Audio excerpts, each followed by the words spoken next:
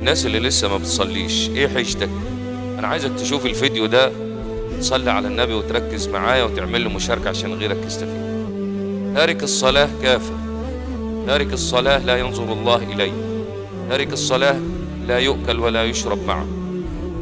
أول شيء يحاسب عليه العبد هو الصلاة.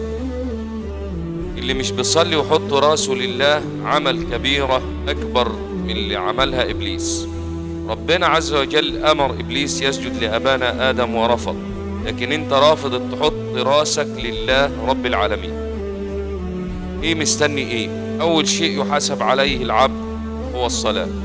لو صلحت صلح سائر عمله. فمستني إيه؟ مستني إيه؟ العمر في لحظة بيجري. صلي وحط راسك لله.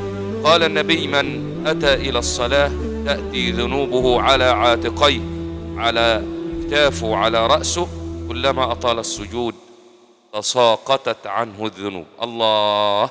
وكان النبي يقول: أرحنا بها يا بلال. في نهاية الفيديو صلى على النبي مشاركة لعل أحد يهتدي.